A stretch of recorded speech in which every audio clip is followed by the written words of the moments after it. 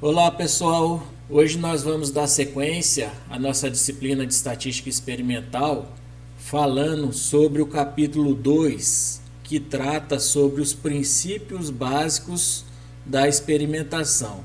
Então hoje vai ser uma aula bastante teórica, onde nós vamos aprender alguns conceitos importantes que a gente vai utilizar durante a disciplina. Até o final da disciplina a gente vai usar bastante conceitos que nós vamos ver hoje nessa aula de experimentação, que é bastante teórica, tá? Então vamos lá.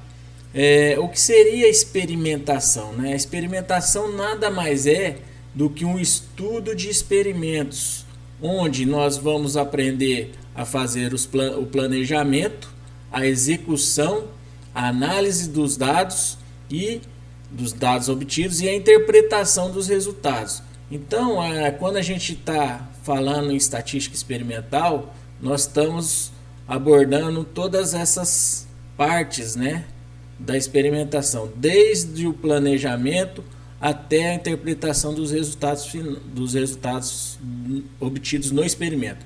Muitas das vezes, né, os pesquisadores, colegas aqui, professores, alunos, nos procuram, né, depois que já realizaram o experimento, né? E aí, às vezes eles vêm com alguns dados que demoraram tempo para coletarem, para fazer as análises. E aí tem algumas vezes, né, acontece de que a gente não consegue analisar esses dados por conta que eles não seguiu alguns critérios, alguns princípios que são básicos na estatística experimental. Então, para que a gente possa, no final do experimento, analisar esses dados de uma maneira confiável, a gente precisa seguir alguns critérios, alguns princípios, tá? Então, é muito importante consultar um estatístico antes da gente começar a fazer um experimento, para que a gente saiba se todos os critérios, os princípios que são exigidos para a experimentação, se eles estão sendo cumpridos, tá? Porque depois não tem como corrigir, voltar. O serviço que foi realizado, né, o tempo perdido durante esse experimento não é recuperado mais, né? E aí não tem muito o que fazer. Então é muito importante que quando for fazer algum experimento, que procure algum estatístico para saber se está tudo redondinho para começar a fazer o experimento, né? E aí procurar não somente no início, não somente no final, tem que ter uma ideia do princípio ao fim, se está caminhando de uma forma aí correta durante os experimentos. Então, nós vamos entender como são realizados o planejamento, tá? Como é feita a execução, a análise dos dados obtidos e a interpretação dos resultados. Isso vai ser mais detalhado, cada uma dessas partes aqui, dessas etapas, vai ser mais detalhado quando a gente for falando de cada tipo de experimento, cada tipo de delineamento, tá? Eu vou explicar mais para frente o que seria delineamento, tá? Mas a gente vai aprofundar em cada uma dessas questões aqui, dessas etapas, quando a gente for falando específico de cada tipo de delineamento, que eu já vou explicar o que seria, tá bom? Bom, então, para a gente entender melhor sobre a experimentação, a gente tem que se familiarizar com alguns conceitos, tá? E aí a gente pode começar falando sobre experimento ou ensaio. O que seria um experimento ou um ensaio? Experimento ou ensaio nada mais é que um trabalho previamente planejado que segue determinados princípios básicos e no qual se faz a comparação dos efeitos dos tratamentos. Então, vejam bem, um experimento a gente não faz de qualquer maneira, né? A gente tem que planejar e tem que seguir alguns princípios básicos para depois eu conseguir realizar algumas comparações dos tratamentos que eu tenho interesse, tá?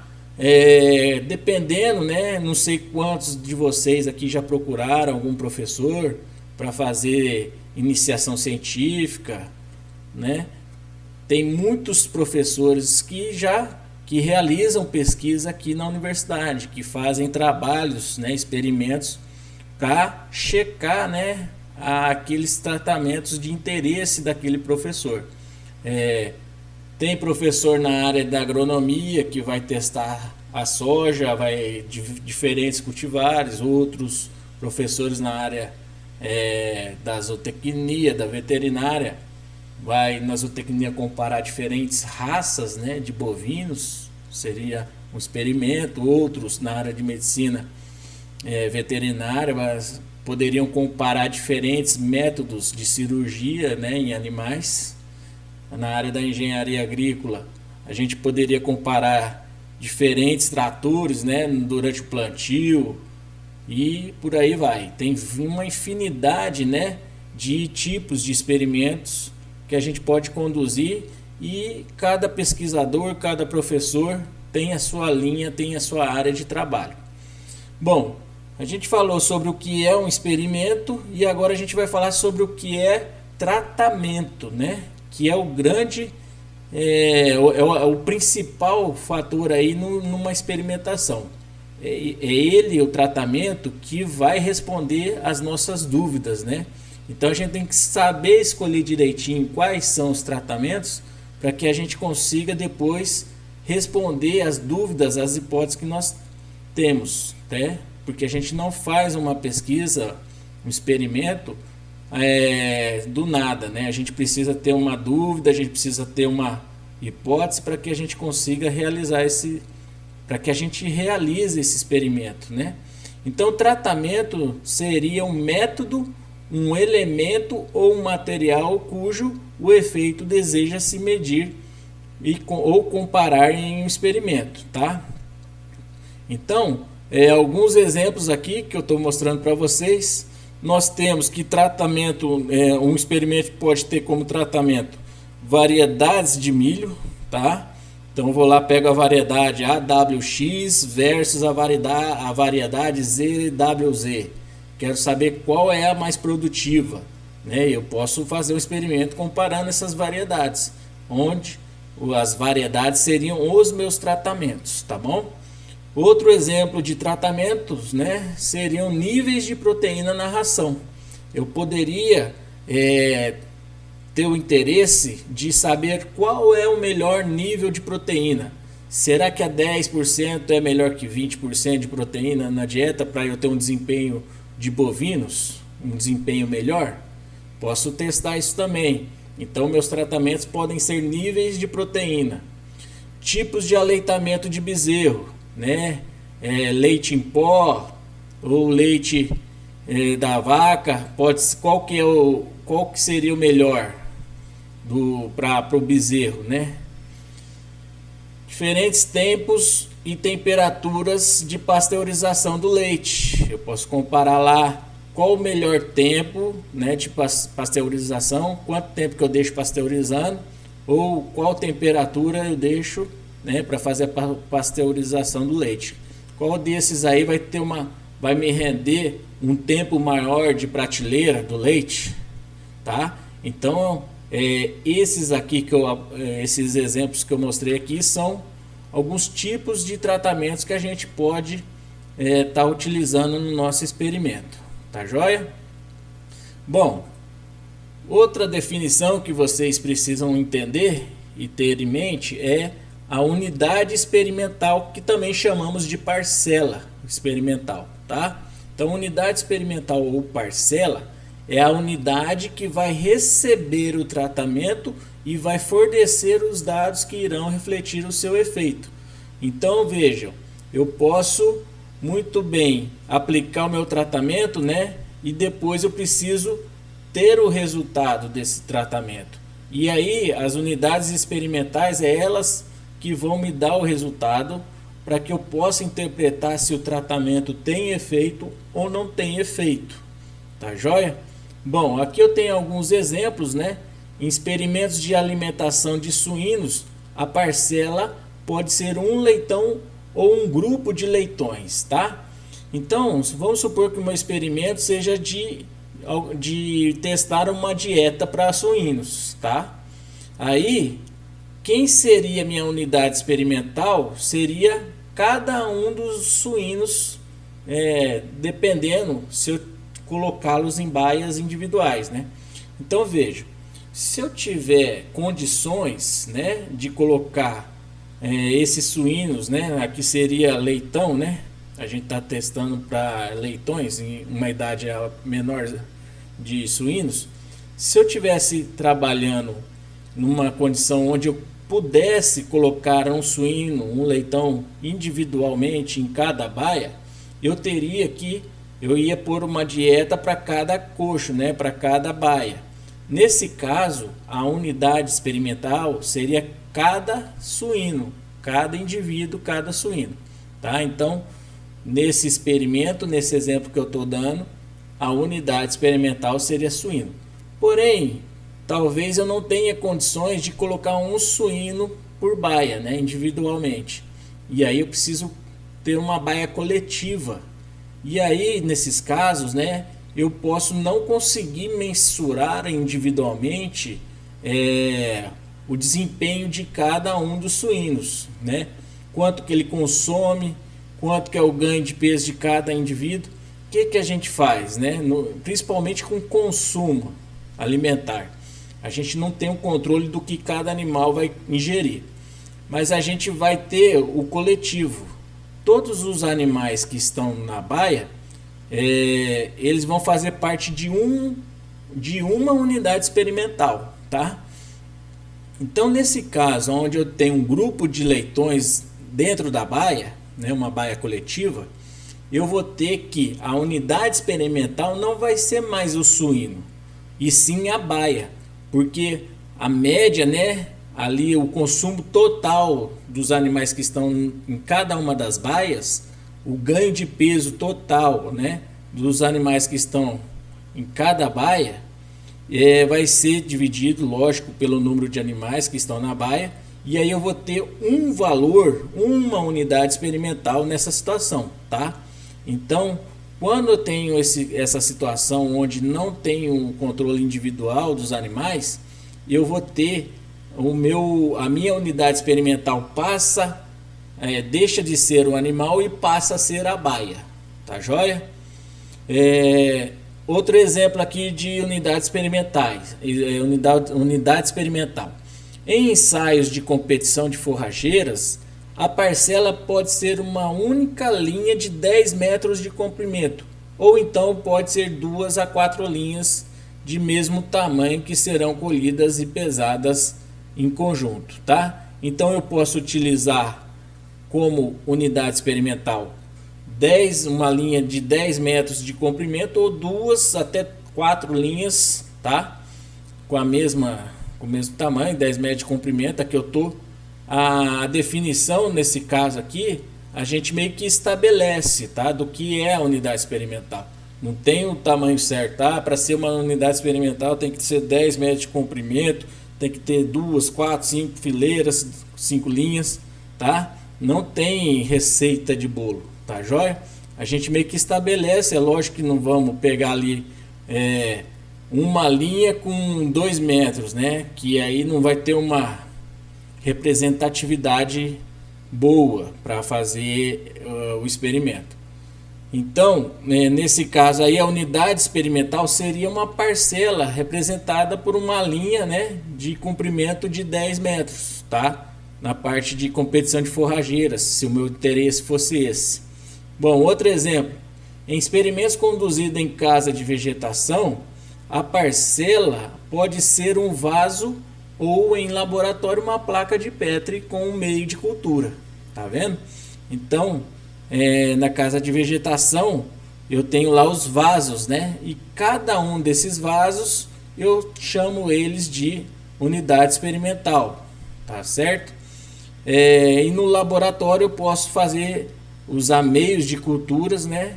Meio de cultura, e aí a placa de Petri vai ser a minha unidade experimental, porque ela que vai me dar o resultado do crescimento aí de culturas. tá certo?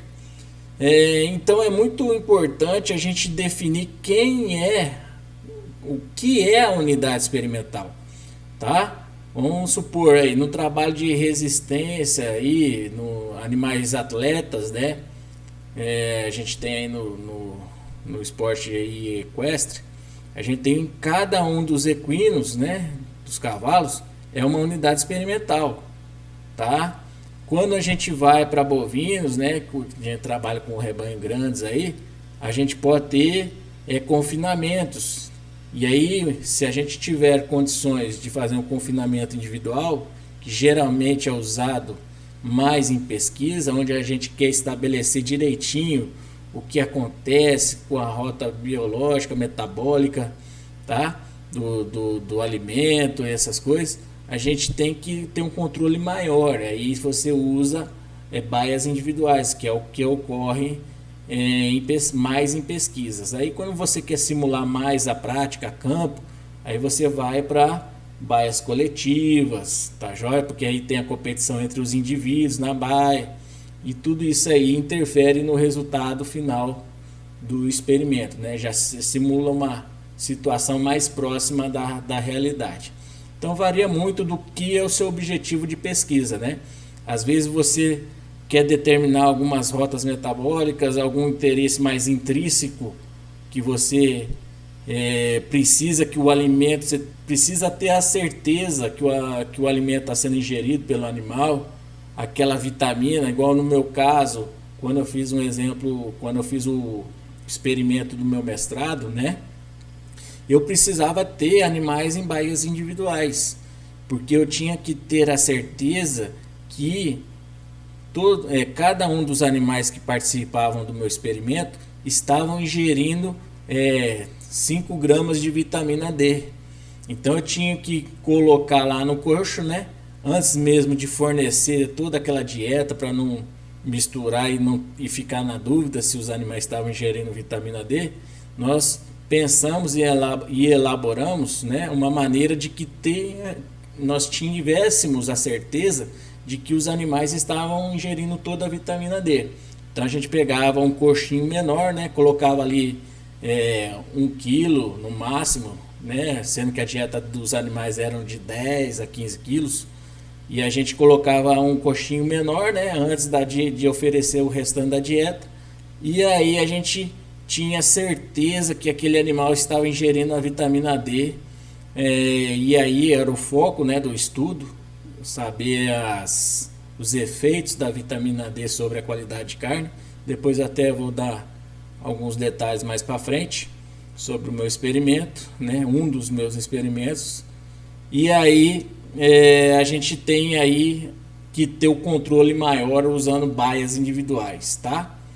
Bom, falei sobre experimento, o que é, sobre tratamento, unidade experimental, e aí, né, um conceito fundamental e importante na experimentação é conhecer o que é delineamento experimental. Muitos de vocês vão ver em artigos, né, em teses, dissertações, falando assim, no último parágrafo, geralmente está lá no último parágrafo do material e métodos, né? Tenho certeza aí que muitos de vocês já leram algum artigo científico. Então, no finalzinho do material e métodos, você tem lá geralmente a estatística, né? Como foi analisados os dados, o delineamento utilizado, né? E aí você tem lá, os dados foram analisados segundo o delineamento inteiramente casualizado, ou então os dados foram analisados segundo o delineamento em blocos casualizados, em quadrado latino, em experimentos fatoriais, e aí vai, tá?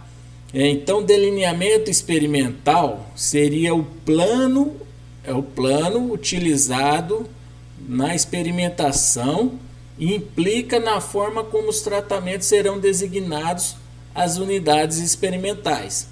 Então, é a estratégia que a gente vai utilizar para realizar esse experimento. E para saber qual o tipo de delineamento mais adequado, mais certo para a nossa situação, a gente tem que entender melhor sobre a unidade experimental que a gente vai usar no experimento, as condições, né, experimentais e as condições das unidades experimentais. São basicamente essas duas condições que vão interferir na escolha do melhor delineamento a ser utilizado no meu experimento. Conhecer melhor as condições do experimento, condições ambientais, tá? E também conhecer melhor sobre as minhas unidades experimentais. Esses dois quesitos aqui são fundamentais para eu saber qual é o tipo de delineamento que eu vou escolher para realizar o meu experimento, tá? E aí os delineamentos mais comuns, né, que nós temos seriam esses três aqui, tá? Delineamento inteiramente casualizado, que a gente abrevia e chama de DIC, tá? Temos aí também o delineamento em blocos casualizados, que a gente chama DBC, e temos o delineamento em quadrado latino, DQL.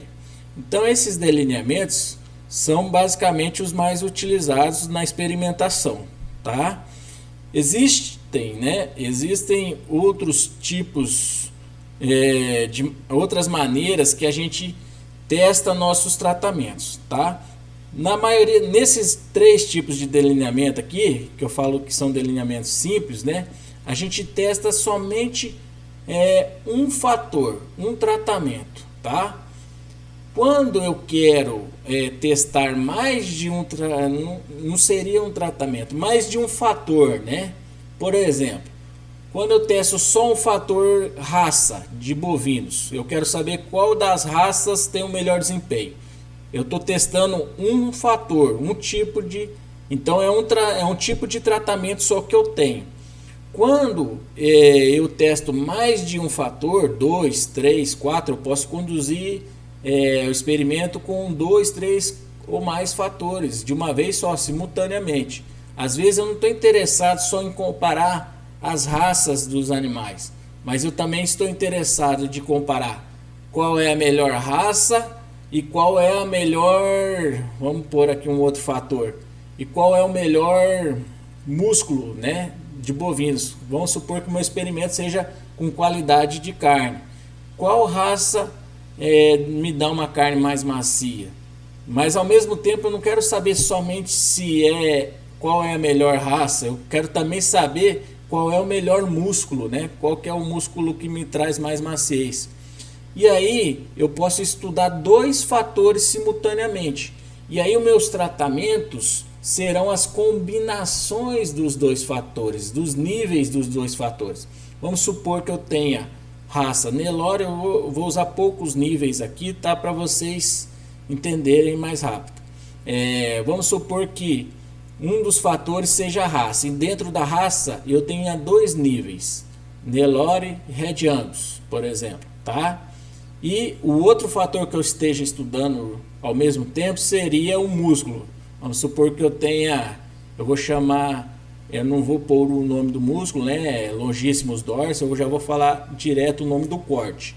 Seria contrafilé e coxão duro, tá? Vamos supor que esses dois níveis que eu chamo, né?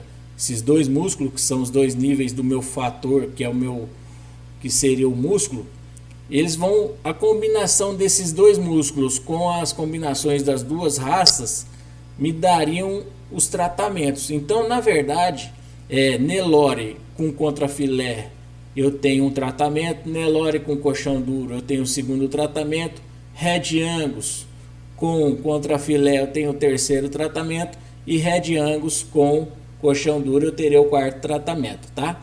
Então, quando eu estudo mais de um fator simultaneamente, eu tenho o arranjo de como os tratamentos são organizados, tá? Mas na maioria das vezes isso não quer dizer um tipo de delineamento. Quando eu tenho essa combinação entre mais de um fator, né, 2, 3 ou 4 fatores estudando ao mesmo tempo, isso não é um tipo de delineamento. É uma maneira como os tratamentos são organizados, são arranjados, tá? Então, delineamento é uma coisa, é a maneira como você conduz a aleatorização dos animais aos tratamentos. tá? E aí você precisa entender cada um desses delineamentos. O que seria delineamento inteiramente casualizado? Eu vou explicar o que é delineamento em blocos casualizados e o delineamento em quadrado latino. Isso a gente vai ter uma aula específica para cada um dos delineamentos, tá? A gente vai falar de DIC, DBC e DQL. Depois que a gente vê esses três tipos de delineamentos, a gente vai começar a entender como que os experimentos conduzem o estudo de 2 ou 3 fatores simultaneamente. E aí vão entrar os experimentos fatoriais e os experimentos em parcelas subdivididas, tá? Mas aí o que acontece é que eu não tenho um delineamento em experimentos fatoriais ou um delineamento em parcelas subdivididas. Não tenho isso. Eu posso ter um DIC, um delineamento inteiramente casualizado em parcelas subdivididas. Eu posso ter um DBC, um delineamento em blocos casualizados em parcelas subdivididas ou em arranjos fatoriais, se for experimentos fatoriais, tá? Essas maneiras como os tratamentos, os fatores, os níveis deles são arranjados para formarem os tratamentos, tem dois tipos, ou experimentos fatoriais ou em parcelas subdivididas. E isso a gente vai ver bem mais para frente, tá? Mas vocês têm que ter em mente que a forma como os tratamentos são organizados não implica em dar um nome diferente para o delineamento. O delineamento, você sempre vai ter um desses delineamentos. O EDIC, o EDBC, o DQL, tem uns outros 2 ou 3 mais aí que também são utilizados, mas que a gente vai ficar mais nesses 3, tá? Então, a forma como os tratamentos são arranjados não implica em você não indicar no seu material e métodos quais são os delineamentos, tá? Você tem que falar o delineamento e se caso tenha mais de 2 fatores, você vai falar se é em arranjo fatorial ou em parcelas subdivididas. É simples assim. Se você estiver estudando só um fator, né? Aí você vai falar simplesmente que se é um DIC, um DBC ou um DQL. Funciona dessa maneira, tá joia?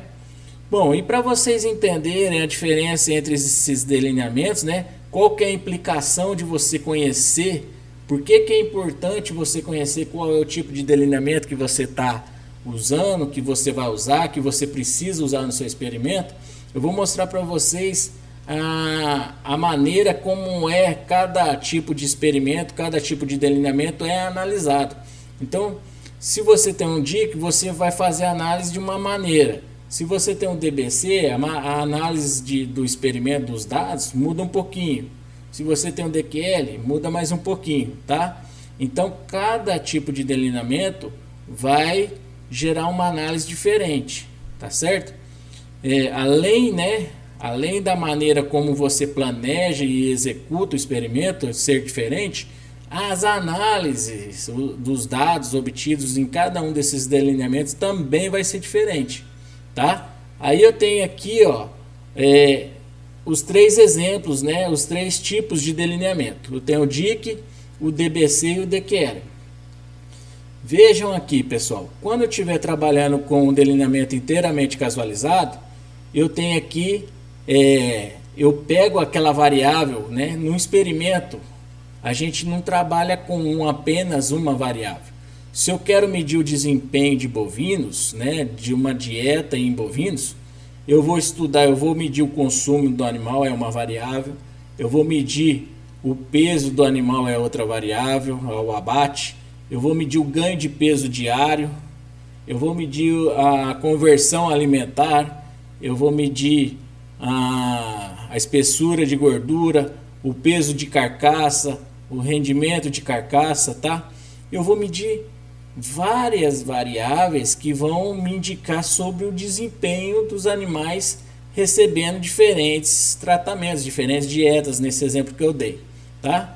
Então aqui quando eu falo tratamento, pode ser dietas, pode ser raças, pode ser diferentes sexos, pode ser aquilo que o pesquisador tem interesse, tá? Tratamento. E aqui o resíduo total. O que seria isso, o resíduo total? Toda variável, toda característica, ela é determinada por alguns efeitos, tá? Esses efeitos ambientais, que é o que mais a gente estuda na experimentação, né? Além, também tem os efeitos genéticos, né? E aí, o que acontece? Quando a gente vai fazer um experimento, uma pesquisa, para a gente não ter que ficar estudando sobre genética, né? Às vezes a gente está interessado em saber qual é a melhor dieta. A gente tem que pegar animais com a mesma genética, basicamente, animais do mesmo rebanho. A gente não pode pegar animal da fazenda A, B, C, D e fazer um experimento e querer comparar diferentes dietas, porque aí o que vai acontecer? Você tem animais que tem genética diferente, e aí isso aí pode atrapalhar você a interpretar o resultado final das análises, tá? Bom, mas o que eu queria mostrar para vocês é que o tipo de análise que a gente faz, né, é diferente dependendo do delineamento, se for DIC, DBC, DQL, tá? Vocês vão ver muito esse quadro aqui, né, que a gente chama de quadro da ANOVA. ANOVA é a abreviação em inglês, né, Analysis of Variance, da análise de variância. A gente vai fazer muitas análises de variância durante o semestre, tá? E aí cada análise de variância é feita de acordo com o tipo de delineamento, tá joia? Então, as variáveis medidas, independente do tipo de delineamento nos experimentos, elas são resultados, né, de alguns efeitos que o animal está inserido. Por exemplo, pode ser a dieta que eu estou estudando, pode causar uma mudança no peso do animal. E aí, quando eu não consigo controlar muitos fatores, porque as características em geral, elas são influenciadas por diversos fatores, por vários fatores, né? O que a gente faz na experimentação? Quando a gente quer testar um determinado fator, vamos supor, eu quero testar só a ração, qual que é a melhor? Para eu testar só qual é a ração, eu tenho que conseguir controlar os outros fatores ambientais para que isso não fique confuso depois, não traga uma confusão no resultado final do meu experimento. Então, a variável, eu vou fazer o maior controle possível dos outros fatores, vou colocar todos os animais no mesmo ambiente, no mesmo confinamento, o animal ele vai ter a mesma iluminação, a gente vai controlar o que for possível, a mesma temperatura, e vai deixar variando somente o que? As dietas. A gente tem que regular, controlar o máximo possível dos outros fatores, porque senão eu vou ter que fazer um experimento estudando a temperatura, a inclinação do teto, o coxo, se é o coxo torto, o coxo reto, não sei. A gente vai ter que inventar vários fatores para estudar vários interferências, né, nas variáveis, e isso aí não seria viável, né? Então, para evitar isso, a gente faz um controle máximo, o máximo que a gente pode. Quando a gente consegue controlar toda a unidade experimental, animais padrões, né, o mesmo peso, os animais, antes de começar o experimento, tá? Eu falo, os animais que vão participar do meu experimento vêm lá da fazenda do João, eles são todos iguais, a mesma genética, animais ali com o mesmo padrão racial, tudo, ok. Quando eu tenho esse controle, o tipo de delineamento que eu vou utilizar é o DIC, né? Porque eu tenho uma homogeneidade dos animais e aí eu tenho um controle maior dos outros fatores que afetam as características que eu vou pesquisar, tá? Nesse caso eu uso o DIC. E aí o tratamento vai representar aquilo que eu quero colocar no experimento que eu quero testar. Pode ser dieta, raça, tal, o que for. E o resíduo seria tudo aquilo que interfere a característica, porém que eu não consegui controlar direito, que eu não consegui cercar, né, para que não interferisse na característica. Não existe experimento perfeito que você consegue controlar todos os possíveis fatores que afetam uma característica. Não existe. Então, quando tem essa parte que a gente não consegue controlar, esses efeitos eles vão para o resíduo, né? A gente chama de resíduo. Aí é onde a gente vai encontrar o erro experimental. Então, toda vez, todo experimento, né, independente do tipo de delineamento, ele vai ter um erro experimental. Isso não tem como fugir, tá? Porque para cada característica você tem uma variação, né? Você tem uma variação nos valores, nos resultados entre os animais, tá? Então você vai sempre ter o erro experimental. O que a gente tem que trabalhar é para minimizar esses erros experimentais, tá? E aí uma forma de minimizar esses erros experimentais é ir sabendo escolher bem o delineamento que você vai utilizar no seu experimento. E para saber qual o tipo de delineamento correto para o meu experimento, eu preciso saber das condições dos animais, igual eu já falei, e das condições experimentais. Se for na área da agronomia, né, experimento aí de competição de variedades, eu tenho que saber se o meu solo, a minha área experimental que eu vou fazer o plantio desses cultivares, dessas variedades, se a área tem a mesma fertilidade. Se a área tem diferenças de fertilidades, eu tenho que arrumar uma estratégia para controlar essas diferenças. Aí que vem os outros tipos de delineamento. Quando eu não consigo controlar muito bem as condições ambientais ou as condições dos animais, né, das unidades experimentais, eu preciso lançar a mão de outros delineamentos, né? Eu sei que existe uma variação devido à fertilidade, mas eu não consigo igualar essa fertilidade para que eu teste os cultivares. Como dá muito trabalho e não tem como ficar fazendo isso, de igualar a fertilidade no solo todo, eu faço o que? Eu divido em blocos, né? Divido em blocos e coloco os meus tratamentos, todos os cultivares que eu quero testar em cada um desses blocos. Na parte onde tem mais fertilidade do solo, eu coloco todos os cultivares. Eu faço um teste de todos os cultivares numa parte onde tem uma quantidade de fertilidade intermediária, onde tem menos fertilidade. Então eu vou ter todos os meus tratamentos, os meus cultivares, né, em cada um desses blocos de diferentes fertilidades, tá? E aí eu tenho o DQL. O DQL seria quando eu tenho mais vamos supor que o meu tratamento principal, o meu interesse principal é estudar dietas. Só que aí eu tenho disponível em minhas mãos animais de 4 raças distintas e animais com 4 idades muito distintas, tá? Aí eu preciso lançar a mão do delineamento quadrado latino, tá? Para controlar essas duas fontes de variação, que seriam as raças e as idades, e concentrar nos tratamentos, tá? Então, aqui, ó, vejam que eu tenho diferentes análises, né? Aqui já é na hora que eu estou fazendo análise, né? Esse quadro da nova é já na hora da análise.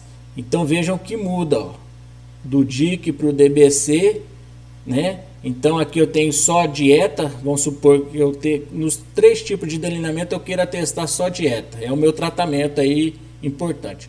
Se for DIC, né? Eu tenho aqui tratamento que é dieta, resíduo vai ser sempre chamado de resíduo, é o erro experimental, e o total. Então a soma dos efeitos da dieta e com aquilo que eu desconheço vai dar o resultado final da minha característica para cada indivíduo.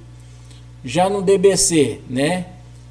Vamos supor que eu tenho aqui, o tratamento continua sendo as rações, as dietas diferentes, é isso que eu quero testar. Porém, eu vejo que meus animais eles são de idades não, eles têm um peso muito diferente um do outro. Não são animais com o mesmo peso, com o mesmo padrão, antes de começar o experimento. Nesse caso, eu faço o quê? Eu divido os animais em 2, 3 grupos, animais leves, animais com peso intermediário e animais pesados. E aí o que, que eu faço? Eu vou dividindo, eu pego todos os animais leves e vou sorteando em cada um das minhas dietas que eu quero testar. E depois eu faço essa mesma coisa para os animais com peso intermediário, sorteio eles em cada um dos tratamentos e também faço o sorteio dos animais pesados em cada um dos tratamentos. No final, cada tratamento, cada dieta que eu vou testar vai ter unidades experimentais que vai ter peso leve, intermediário e animais pesados. No final vai ficar parecido, todos os animais, todas as dietas, os tratamentos vão ter as unidades experimentais parecidas, tá? Vão ter 2 animais leves, 2 animais com peso intermediários e 2 animais pesados. A dieta B é a mesma coisa, tá? Então é isso que eu tenho que fazer para ajudar, né, a não ter muito impacto dessa heterogeneidade nos meus experimentos. E no DQL é a mesma coisa, eu controlo aqui a raça, controlo a idade, a gente chama de linha e coluna, isso aí eu vou falar melhor quando a gente for falar sobre DQL, tá? Mas na verdade são 2 fontes de variação que eu sei que existe, mas é o que eu tenho em mãos, né? É o que eu consigo ter em mãos. A gente não tem facilidade para ter unidades experimentais do jeito que a gente quer. Às vezes a gente está interessado em testar dieta, mas os animais têm 5 raças diferentes, aí a gente tem que se virar, né? E aí tem os tipos de delineamento que é mais apropriado, né? A gente controla essas variações que não me interessam, e foco naquilo que é minha fonte de variação principal que eu estou estudando. Tá joia? Bom, então aqui, né, eu dei uma ideia sobre os delineamentos, sobre as análises, né, que a gente vai fazer futuramente. Tá joia? Depois eu dou mais detalhes sobre esses graus de liberdade, tá? Quadrado médio e F calculado, tá? Dependendo aqui, ó, já adiantando, né, do tipo de delineamento que você vai tá estudando, você escolher um delineamento errado para o seu experimento implica em você talvez obter um valor de F calculado errado, né? E aí esse valor de F calculado, se ele for errado, você pode tirar uma conclusão errada do seu experimento. Esse F calculado ele serve para dizer para você que se o seu experimento tem ou não efeito do tratamento, se o tratamento causa diferença nos resultados que você está medindo ou não, tá? Então a gente vai ver isso mais para frente. Se você escolher o seu, vamos supor que você faz um experimento com esse delineamento, com o DIC, e na verdade os seus animais eram todos de peso diferente, tinha muita variabilidade, né, no peso dos animais, e você não usou blocos, né, não separou em grupos, em animais leves, pesados e intermediários antes de fazer o sorteio. O que acontece? Você usou o DIC, na verdade você tinha que usar o DBC. Vai aparecer um efeito significativo falando que você tem efeito de dieta, de tratamento. Mas aí esse resultado está errado, porque você na verdade deveria ter usado o DBC, o delineamento em blocos casualizados, controlando essa fonte de variação que te atrapalhou e fez você detectar um efeito que na verdade não existia, tá? Então eu estou contando toda essa história aqui para vocês entenderem bem a importância de escolher corretamente o delineamento de vocês, tá bom?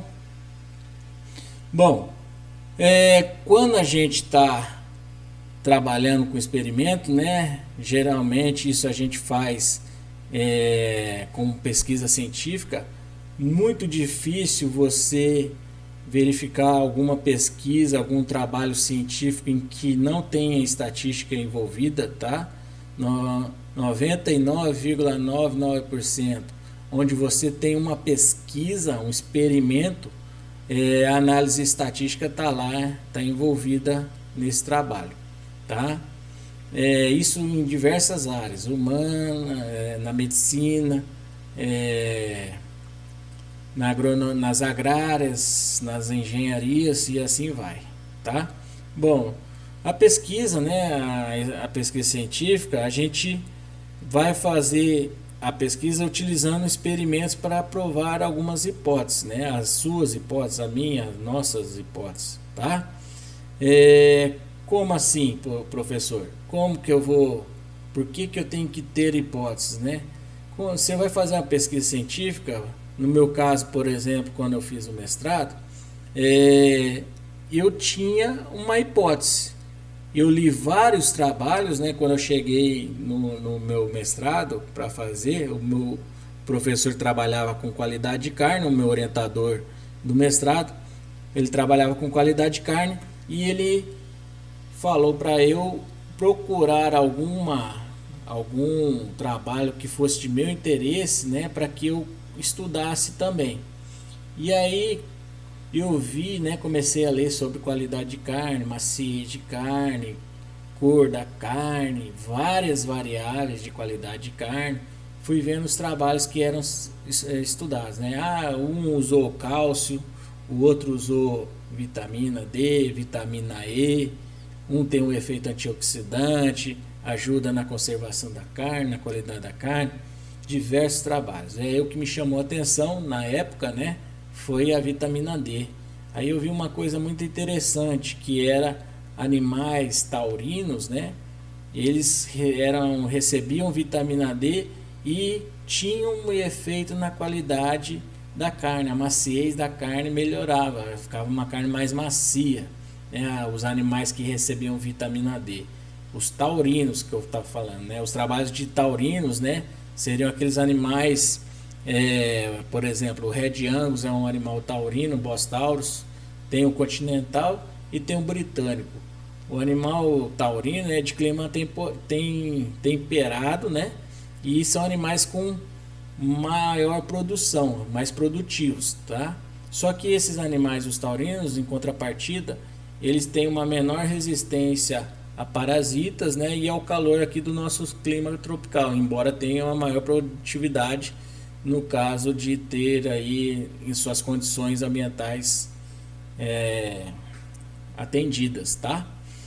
Bom, e aí eu vi que esses tipos de animais, os taurinos, que não é o nosso preferido aqui no Brasil, eles recebiam vitamina D e tinha uma melhora na maciez da carne.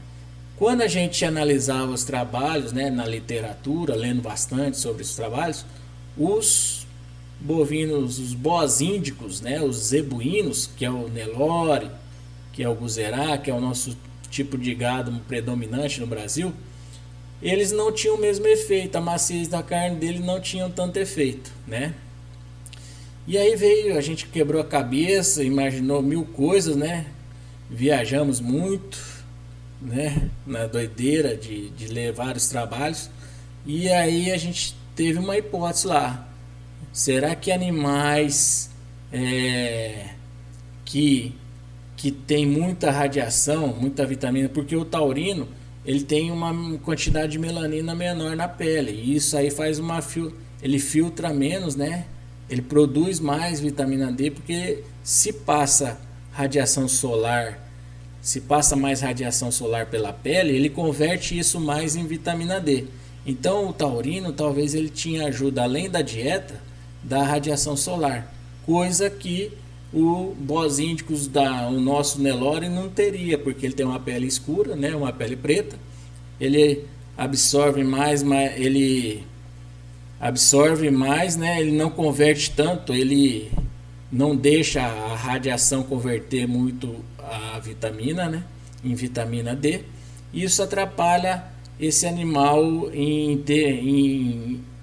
ter uma maior quantidade de vitamina D no seu organismo.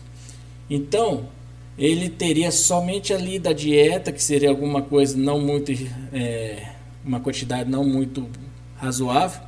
Então por isso que a gente começou a ter essa ideia. Taurino tem alguma coisa que faz ele ter uma quantidade maior de vitamina no organismo, enquanto que o zebuíno não tem essa condição também, porque ele tem uma maior proteção contra a radiação UV. Então o que a gente fez, né? Colocamos, só que aí a gente não comparou diferentes grupos, né? Diferentes Bos taurus versus bosíndicos. A gente não teve essa condição de comparar.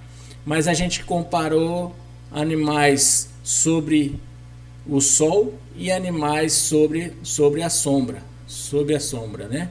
Então, o que a gente fez? Será que animal que recebe suplementação de vitamina pela dieta, mas está no sol, vai converter essa vitamina D no organismo, em comparação aos animais que estão na sombra? Então a ideia é que o animal que está no sol, ele tinha um excesso de vitamina D já no organismo, e esse excesso, né, quando você entrava com vitamina D na dieta, ele teria o feedback negativo, né? Ele não ia aproveitar toda aquela vitamina no organismo, porque o sistema dele já estava condicionado a eliminar esse excesso. Então, na verdade, ele não ia ter um aumento, ele ia estar tentando inibir esse aumento aí de vitamina D no organismo. Isso que a gente ia testar, essa era a hipótese. E a vitamina D, ela tem um impacto no cálcio, ela aumenta a absorção de cálcio, e cálcio é importante para a enzima calpaína, que faz a degradação da proteína e deixa a carne mais macia, tá? No final da história, a vitamina D era para aumentar, melhorar a maciez, tá joia? Então nós tivemos uma hipótese e fomos testar essas hipóteses aí no nosso experimento de mestrado, tá? Então a pesquisa científica, por trás dela, sempre tem uma hipótese. Se você não tem uma hipótese, é porque você não sabe o que você está fazendo. É melhor nem fazer pesquisa, nem fazer experimento, tá? Bom, e aí os experimentos, eles variam de uma pesquisa para outra, né? Porém, todos eles são regidos por alguns princípios básicos necessários para que as conclusões que venham a ser obtidas se tornem válidas. Então, embora nós tenhamos, né, entre um pesquisador e outro, diferenças nas nossas hipóteses, no interesse de pesquisa, né, todos os experimentos, eles têm os seus princípios básicos que tem que ser atendido, tá? Então, independente de qual é a área que você está pesquisando, qual é a sua hipótese, você tem que atender esses princípios básicos, porque senão você não consegue testar o que você está querendo testar, tá joia? E aí eu te pergunto, né, quais seriam esses três, já estou falando, adiantando aqui para vocês, quais seriam os três princípios básicos, né? Quais são esses princípios básicos? Eles são três. O primeiro é a repetição, o segundo a casualização, e o terceiro seria o controle local. Vamos falar de cada vez, tá? Um de cada vez, um princípio básico de cada vez. A gente vai começar falando do princípio da repetição, tá? Esse princípio, ele consiste na reprodução do experimento básico para propiciar a obtenção de uma estimativa do erro experimental. Então veja, se eu quero testar uma dieta, né, eu vou só usar o exemplo da dieta, que é o mais fácil, que é o que vem mais fácil à cabeça, né? Mas pode ser vários outros tratamentos aí, tipos de tratamento, tá? Cultivares e etc. Se eu quero testar uma dieta A contra B em bovinos e ver o desempenho, eu não posso apenas testar a dieta A e B em 4 animais. Eu não posso pegar animal 1 e 2 e testar a dieta A e dar a dieta B para o animal 3 e 4. Não dá para fazer isso, porque isso é um experimento que não atende às condições, os princípios básicos, né? Eu não posso ter só 2 animais em cada um dos tratamentos. É muito pouco, né? Eu preciso ter repetições, eu preciso ter várias unidades experimentais, quanto mais melhor, tá? Para que eu crie uma variabilidade, né? E eu tenha o erro experimental. Porque a variação de um indivíduo para o outro sempre vai existir. Embora eles estejam recebendo a mesma dieta, né? Os animais, eu estou falando, os animais da dieta A. Se eu tiver 2 animais e vou medir o peso deles no abate, vai ter uma diferença entre o peso deles no abate, né? Essa variação que existe é o meu erro experimental. Porque teoricamente, né, se tudo está controlado, todos os outros fatores estão controlados, né, experimentais, era para quê? Era para que os animais que recebessem a dieta A tivessem praticamente o mesmo peso final de abate, né? Mas na prática isso não acontece. Por que que não acontece? Eles estão recebendo a mesma dieta, mas tem outros fatores que a gente não está conseguindo cercar, controlar, que estão interferindo ali na variável, né? E aí, se eu tiver só 2 animais, essa estimativa de variação, que é o meu erro, né? Ela vai ser muito pobre, não vai ser tão confiável quanto eu tivesse aplicando, né? Fornecendo a mesma dieta A para 10, 15 animais. A repetição, né, é importante por conta disso, porque você cria uma estimativa de variância, de erro, que é válida. Quanto maior o número de animais no seu experimento, né, quanto maior o número de repetições, menor é o seu erro experimental, tá? Então, repetição, a gente vai fazer o que? Vai aplicar o mesmo tratamento a várias parcelas no mesmo experimento. A ideia de ter repetição é essa: aplicar o mesmo tratamento a várias parcelas e ver se o resultado ele vai se repetir, né? Porque eu posso pôr lá um animal, se eu tiver um animal em cada dieta, o animal 1 que recebeu a dieta A for melhor que o animal 2 que recebeu a dieta B, será que foi ao acaso? Será que foi coincidência? Eu preciso ver o meu resultado se repetindo. Então, um dos princípios da experimentação, o princípio básico, é você ter repetições, um número bom de repetição, tá? Então aqui tem 2 situações, né? Eu vou ilustrar o que pode acontecer se esse princípio de repetição não for bem atendido, né? Então vamos lá para uma situação onde, comparando 2 rações que eu acabei de falar, A e B, aplicadas às 2 parcelas, ou seja, as 2 unidades experimentais, 2 leitões semelhantes, tá? Então eu tenho 2 leitões para a dieta A e 2 leitões, um leitão vai receber a dieta A e o outro vai receber a dieta B. O fato de a ração A propiciar o maior ganho de peso que a ração B não é suficiente para que eu possa concluir que a ração A é mais eficiente, tá? Então, quando eu tenho essa situação de poucos animais, nesse exemplo aí está bem extremo, né? De ter um animal recebendo a dieta A e outro a B, eu não tenho a consistência, dados suficiente para afirmar e concluir que uma dieta é melhor que a outra, tá? Eu não consigo fazer essa afirmação, só com um animal em cada dieta.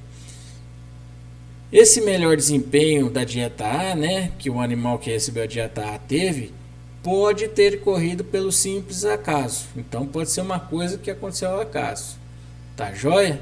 E aí, por outro lado, se as 2 rações forem aplicadas às várias parcelas, às várias repetições, às várias unidades experimentais, e ainda assim verificar que a ração A, que a dieta A, apresenta em média maior ganho de peso, isso é o que? Um forte indicativo de que ela seja mais eficiente. A possibilidade desse resultado ocorrer por mero acaso é pequena, muito pequena, o maior grau de confiabilidade na conclusão obtida.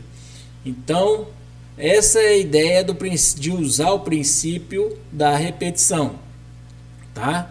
A ideia é você aumentar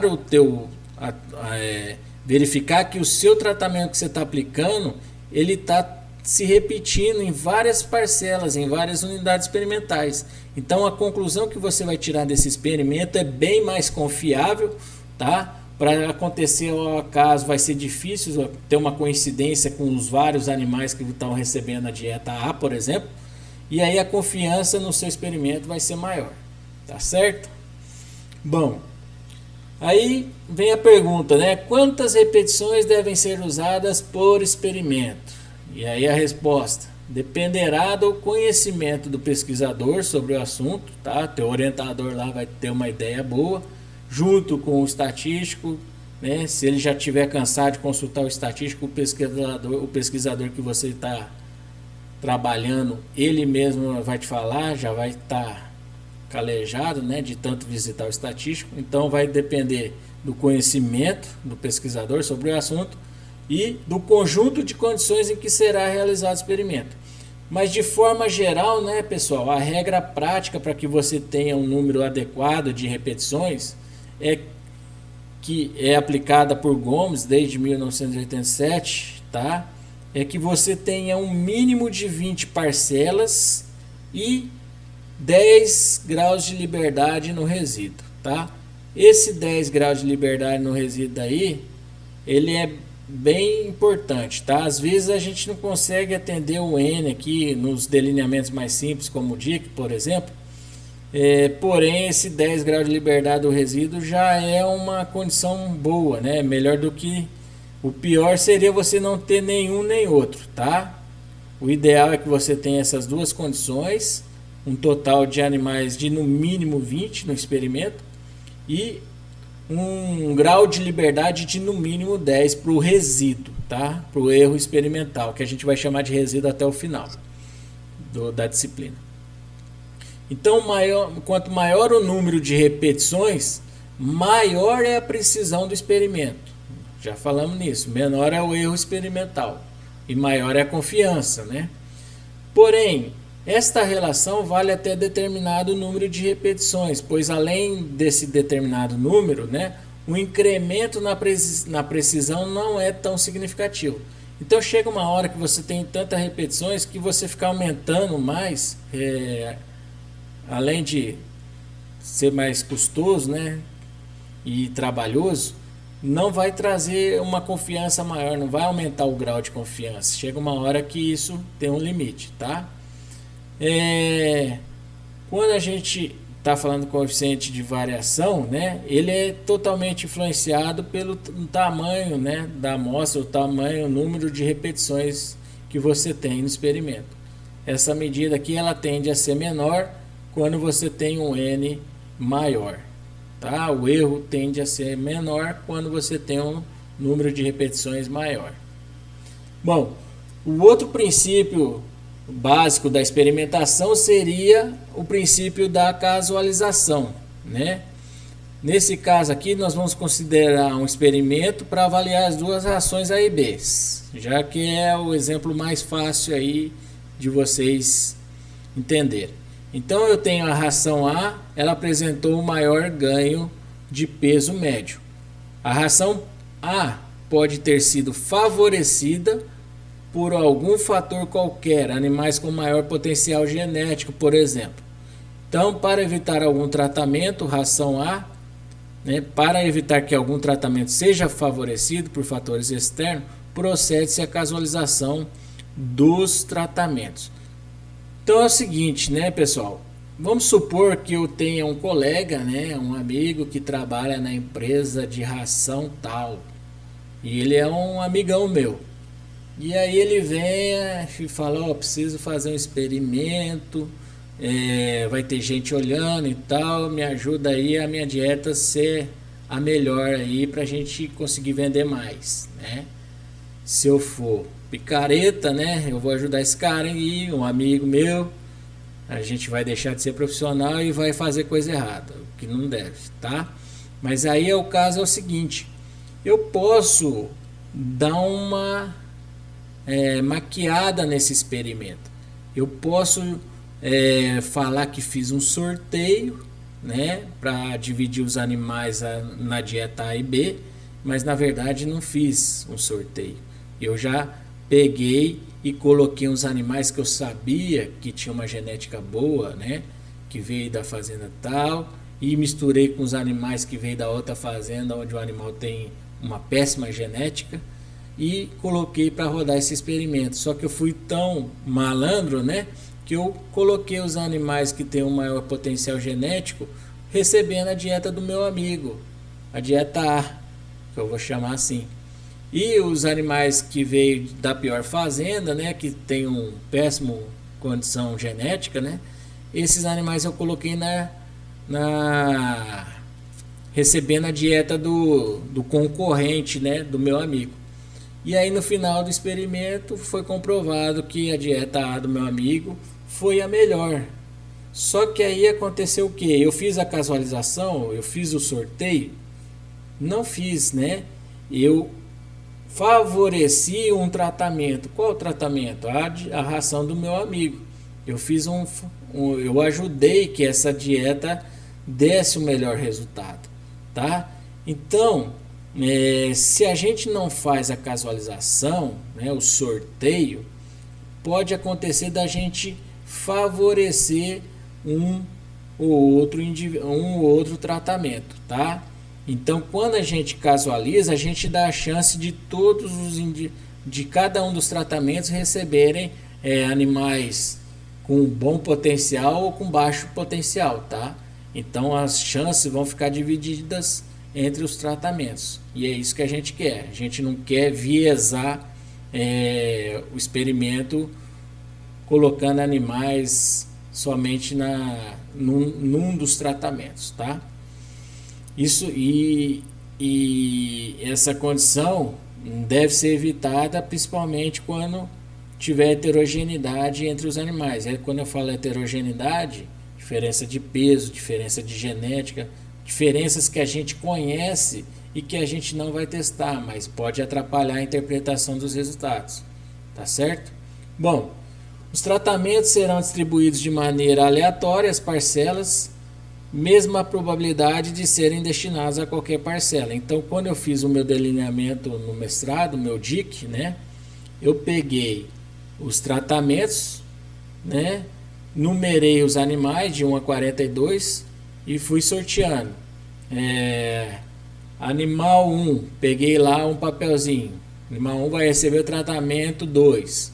Animal 2 vai receber o tratamento B. Animal 3, sorteio lá no papelzinho. Hoje tem programas que fazem sorteio, né, no computador, tudo. Mas na época lá foi no papelzinho dentro do saquinho, tá? A divisão, o sorteio, a casualização de qual dos 42 animais que eu tinha ia receber qual dieta, cada um deles. Tudo foi sorteado para evitar esse tipo de favorecimento.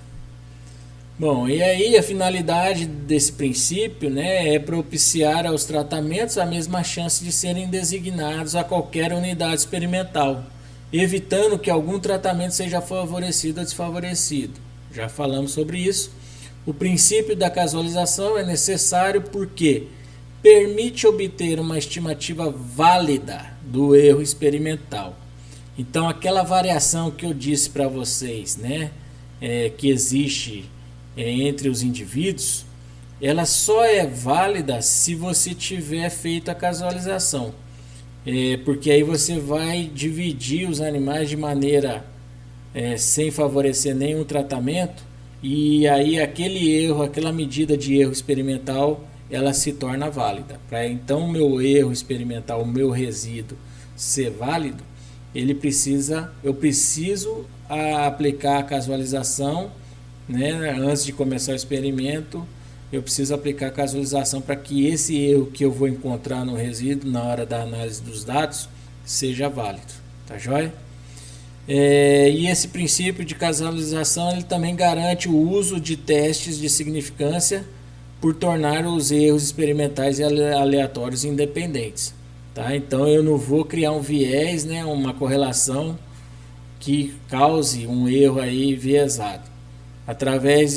E aí os testes de média que eu vou aplicar mais para frente, que eu vou mostrar para vocês mais para frente, eles podem ser usados porque o critério de casualização ele torna os erros experimentais aleatórios e independentes, tá joia? Bom, mas aí no geral, pessoal, não existe experimento, não tem trabalho científico, pesquisa séria, fazendo experimento que não tenha esses dois princípios básicos. Então, sem esses dois princípios básicos, que é a repetição e a casualização, não tem experimento, não há experimentação. Você está fazendo tudo menos um experimento, menos uma pesquisa séria. tá? Se você não atender esses dois princípios, você tem que ter repetições, um número bom, né? E casualização você tem que realizar também, tá joia? Bom, aí eu tenho o terceiro princípio básico, né, também utilizado, que seria o princípio do controle local. É um princípio muito usado, mas não é obrigatório, Podem se realizar experimentos sem utilizá-los, tá? Então, esse princípio do controle local, tem hora que a gente vai precisar usar ele, mas não são todos os experimentos que eu preciso usar ele, tá? A finalidade do controle local é dividir um ambiente heterogêneo em subambientes homogêneos e tornar o delineamento experimental mais eficiente com a redução do erro experimental. Então, muitas vezes eu tenho animais com diferenças de peso enorme antes de começar o experimento, né? Ou seja, animais heterogêneos, onde eu tenho uma variação grande de peso. E aí, se eu não utilizar o princípio do controle local e deixar essa variabilidade grande acontecer antes do experimento, isso pode ser um problema, porque o meu delineamento, que seria no caso se eu não fizesse a divisão em blocos, né, que é o controle local, ele seria menos eficiente, tá?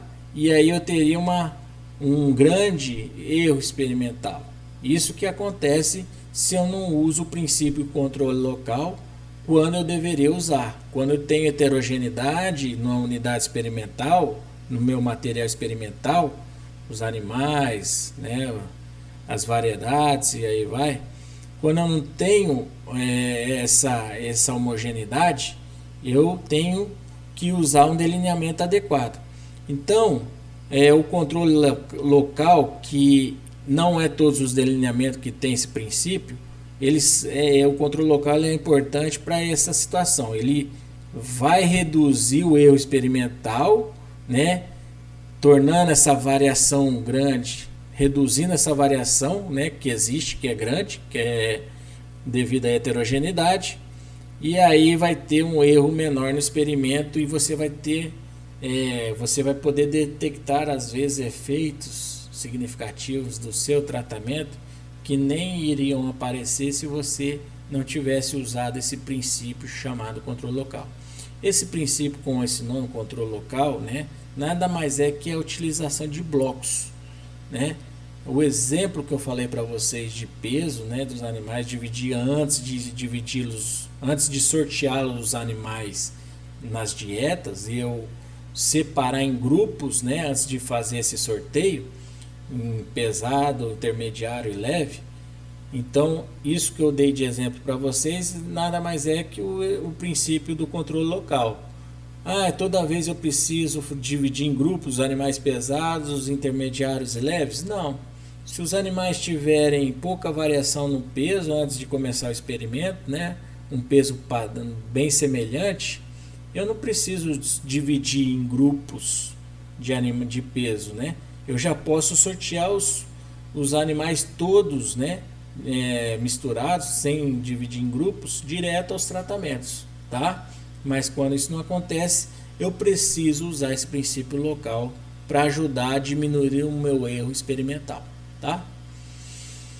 Bom, e considere aqui um experimento para avaliar duas rações, de novo, né, A e a B.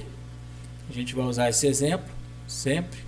E suponha que tenham leitões com idades, né, ou peso, ou poderia ser raças, tá, muito diferentes. Então vamos imaginar que as idades sejam diferentes, animais jovens e animais já adultos, né? Vamos supor que os suínos,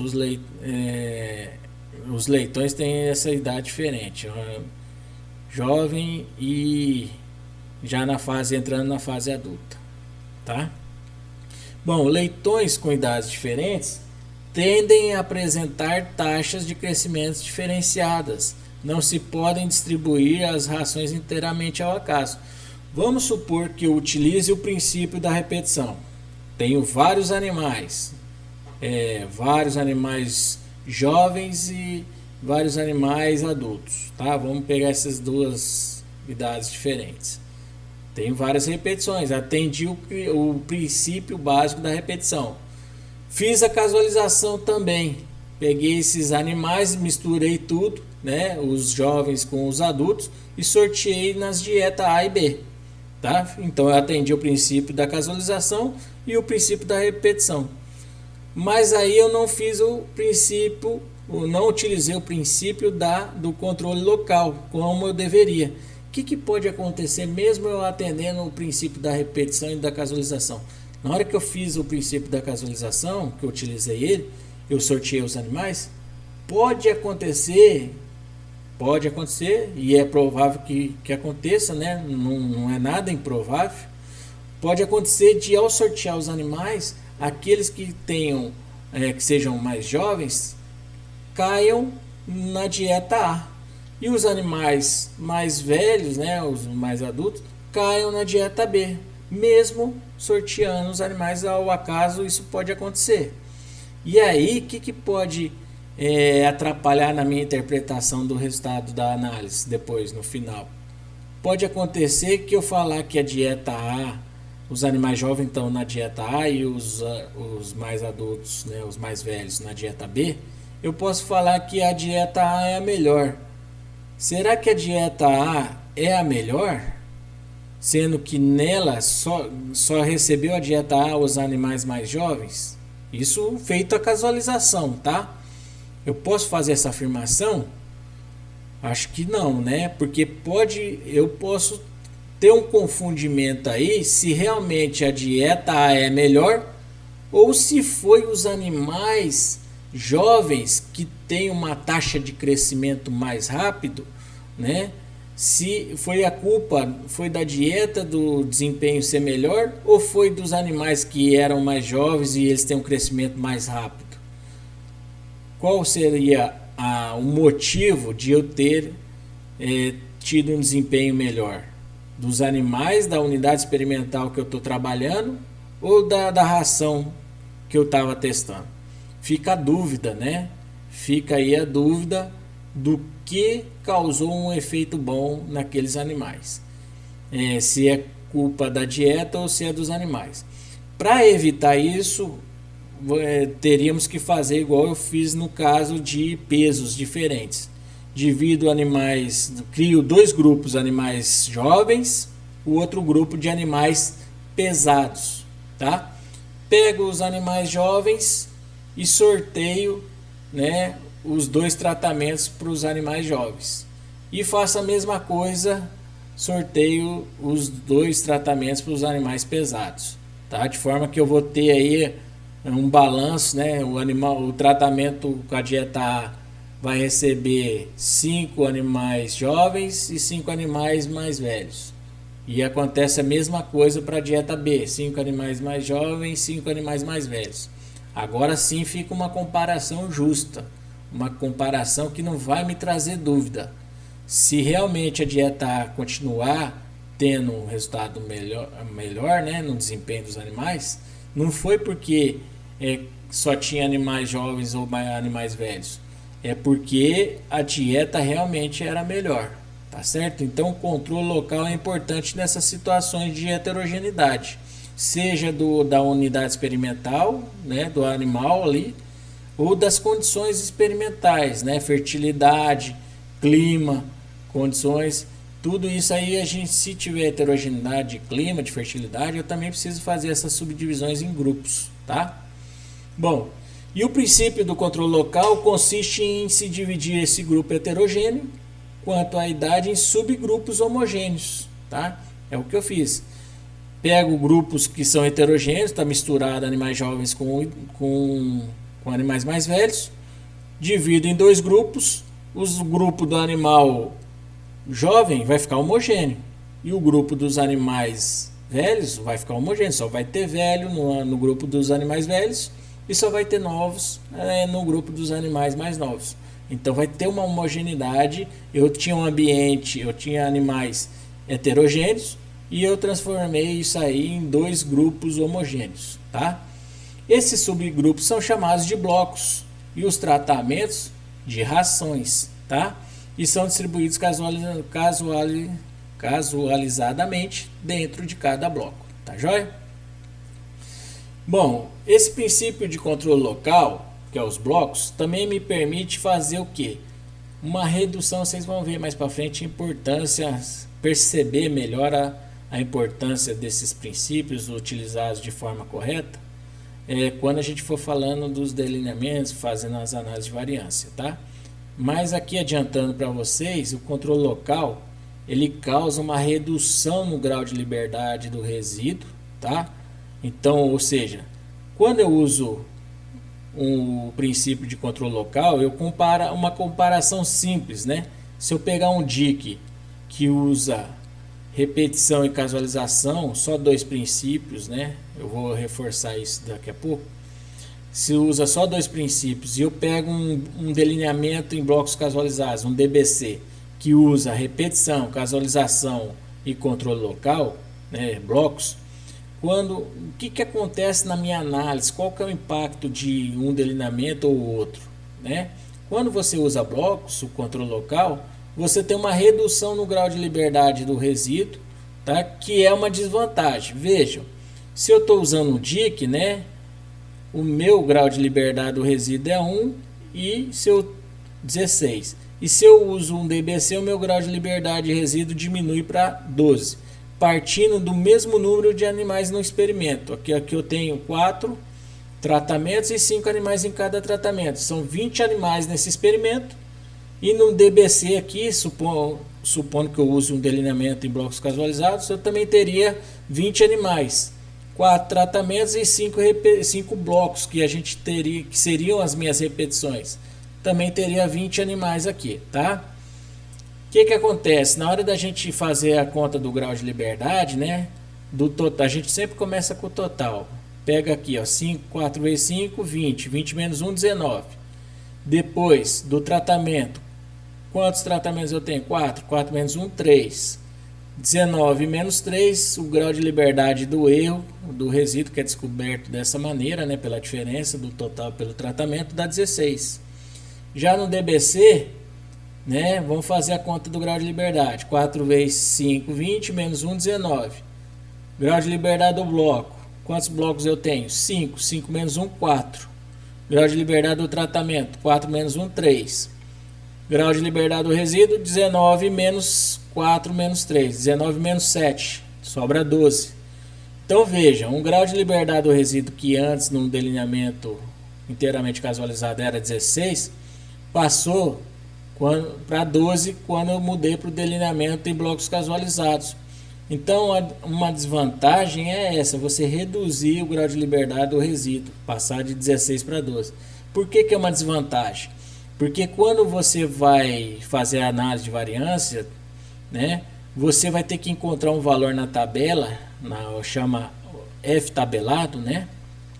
A análise de variância usa o teste F, tá? Então a gente vai usar um valor na tabela, o teste F, encontrado baseado no grau de liberdade do resíduo e do tratamento, tá? Quanto menor esse grau de liberdade do resíduo, maior é o valor do F na tabela.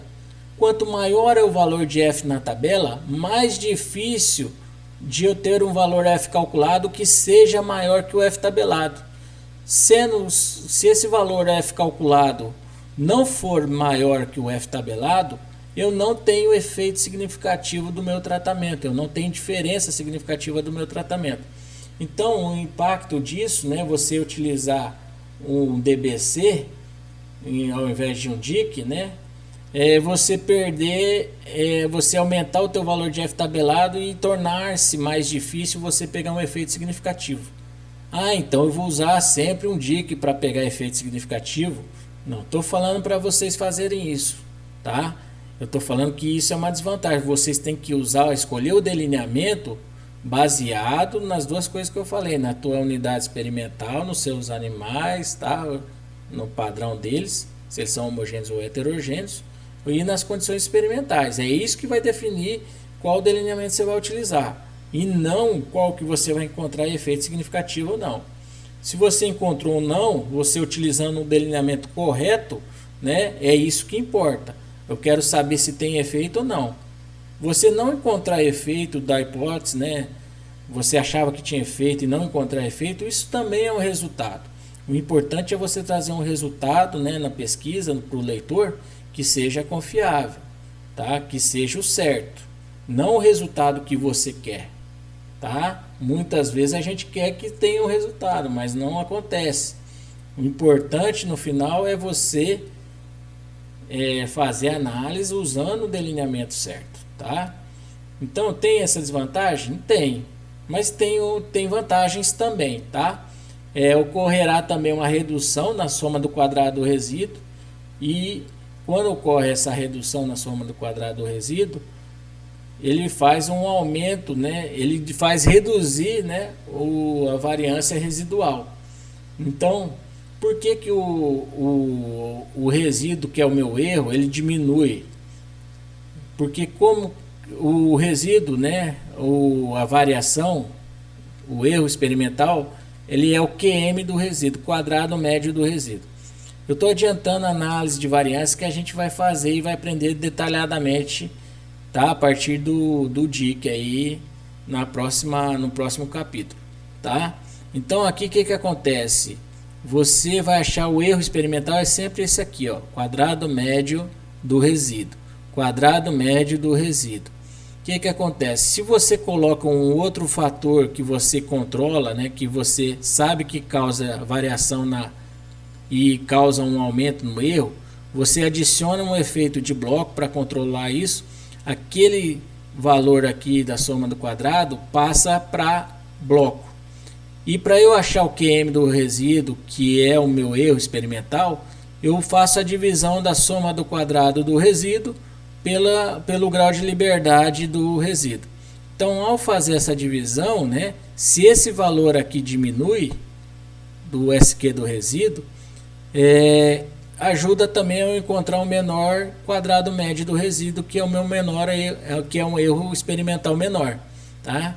Então, o impacto, a vantagem, né, o benefício do DBC, usando ele na hora correta, um dos benefícios é esse: você encontrar um menor erro experimental, ou seja, um menor quadrado médio do resíduo. A gente vai se familiarizar mais com isso ao longo dos delineamentos, quando a gente começar a fazer análise de variância. E aqui tem uma observação que diz o seguinte: se o quadrado médio do bloco for menor que 1, não precisa usar o delineamento em blocos casualizados. Às vezes você acha que são muito heterogêneos os animais que você está trabalhando antes de começar o experimento, mas aí você faz um teste lá de peso inicial, uma análise de variância, e aí você fez o teu experimento todo em DBC, né? Fez as divisões em grupos antes de sortear os tratamentos, e você encontrou no quadrado médio aqui do bloco o valor de 1. Então, na verdade, você não tinha grande variação do peso dos animais, mas aí você fez erradamente, tá? Então você não precisaria ter usado o DBC. Aí, essas análises de variância que eu estou mostrando para vocês aqui, a gente vai fazer em várias características, tá, pessoal? Então, tipo lá, você tem 15 variáveis no seu experimento, e nas 12 variáveis, em 12 variáveis você tem que o efeito de bloco foi importante, que foi bom você ter usado blocos, e somente em 3 variáveis não deu efeito do bloco. Isso não quer dizer que você o que vale é a maioria das variáveis vai dizer para você, foi importante, deu efeito. Então é importante que você analise todas as variáveis para saber se foi importante ou não você ter usado o DBC, tá? E aí, pessoal, a gente tem aqui um resumo, né, dos princípios básicos da experimentação, onde nós podemos observar quais princípios foram usados em cada um dos delineamentos. A gente vai verificar aqui no DIC, né? Nós temos o princípio da repetição e da casualização, não foi necessário blocos, controle local. No princípio, no delineamento em blocos casualizados, eu tenho a repetição, casualização e controle local. Tá vendo aqui, bloco, tá? Esse controle local pode ser diferenças no peso, pode ser diferença na fertilidade do solo, pode ser diferença nas idades, na raça, tudo aquilo que tem diferença no meu material experimental ou condição experimental que eu não quero estudar, tá? Que eu estou focado em outro fator, dieta, ração, tá certo? Mas é o que eu tenho em mãos, então eu preciso lançar a mão desse princípio que é o controle local. E o DQL, né, que é um pouquinho mais complexo. Qual que é a diferença do DQL para o DBC? É que ao invés de ele ter um controle local, igual no DBC, ele vai ter dois controles locais, tá? Dois blocos. Só que a gente chama, ao invés de chamar de bloco, a gente chama de linha e coluna, mas seriam dois blocos, tá? São diferentes raças e diferentes idades, por exemplo. E aqui eu quero estudar diferentes dietas, rações, tá bom? Então aqui eu preciso controlar tanto as raças quanto a idade. Aqui o detalhe importante que a gente vai rever mais para frente quando falar de DQL é que o número de blocos, né, para os dois outros blocos que eu tenho, tem que ser o mesmo número de tratamentos. 4, no caso, se eu tenho 4 tratamentos, eu tenho que ter 4 raças e 4 dietas. Se no meu rebanho, vamos supor lá, tiver 5 raças com 5 idades diferentes, eu tenho que inventar mais uma dieta, tem que ter 5 dietas, tá? E por aí vai. Bom, e aí então, né, DIC, 2 princípios. Sem esses dois não existe experimento, tá?